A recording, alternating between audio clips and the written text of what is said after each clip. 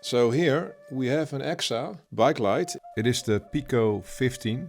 And this light is working with a dynamo, which is built in the axle of the front wheel. And there's a switch on the back of this light, so you can just turn it on and off. But the switch is really loose, it's not decent anymore. And this is then the results. So when you can switch it on a little bit, but it goes off very easily. So when I'm touching the switch, it goes off.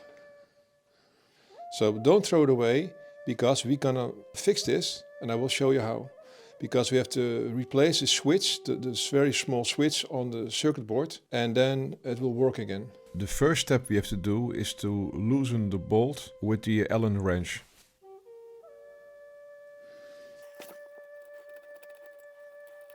There's a nut on the other side. I put the bolt and the nut back so that I cannot lose it. There is a cable under the lamp here with a connector, and we just can remove the light very easily. And then on the back of the light there's a very small screw with a cross, and when you remove this one you can open the light. So now we're gonna open this one with a small cross screwdriver. This is the switch from the outside, and there's a gap in there, and this switch is gonna be in the gap. But the switch itself is really damaged, it's really loose. There's too much movement here. It's really, you can see that it's really loose, see? It's not good anymore. So we're gonna desolder this switch and replace it for the new one, which costs only 25 cents. And I will put the link in the description where you can order the switch. Well, in this step I already desoldered the switch from the circuit board. I forgot to switch on the camera. But anyway, I will just explain how you can do that, because this unit has 5 pins and it's not possible to take this off when you heat up one at a time, because when you heat up the second one, the first one will be stuck again. So the trick is that you have to heat up all the 5 pins at one time. So how can you do that? So for example, here's another unit on the circuit board. It's like that's the connector with 4 pins.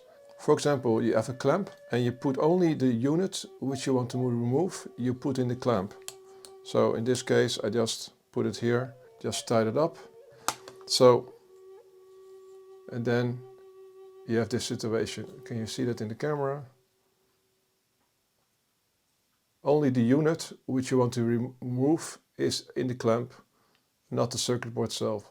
So now what you're doing next is that we have to heat up all the pins at one time. The best way to do that is to adding extra solder with your solder tool. And what you do is that you add a solder, and then you're moving your tool from this pin to all the pins, and just up and down all the time. And then you're adding enough solder so that all the pins get hot, and then you pull off the circuit board from the unit. That's the way, the best way to do. So here we have the components of the old switch. This is the switch handle itself, and when I look at it inside, it seems like a part of the plastic has been melted. I don't know what happened inside, but it's not good. And here we have the new switch, which also feels more durable. So I put the new switch in the circuit board, and now we're gonna solder it.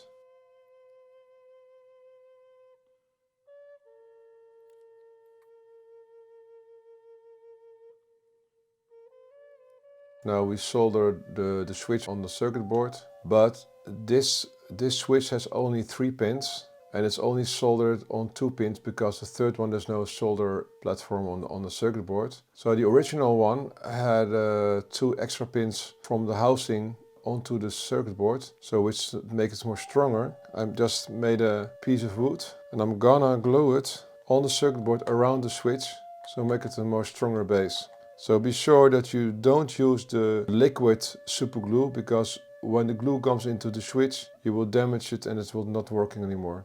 So I'm using the gel version of the super glue, and I'm just gonna glue this piece of wood. I made it at the right size so it fits around the switch to make it give it a more stronger base.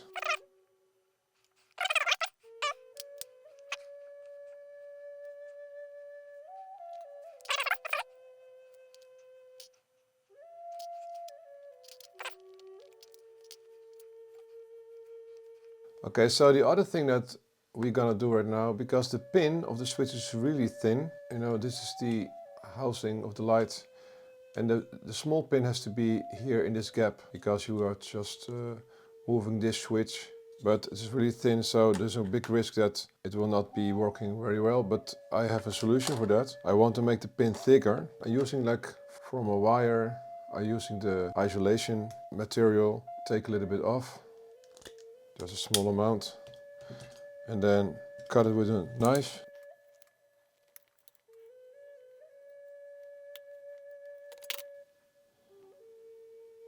Put it there. So then you give it more surface contact.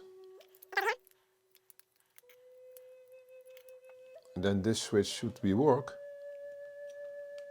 I feel the switch, that's good.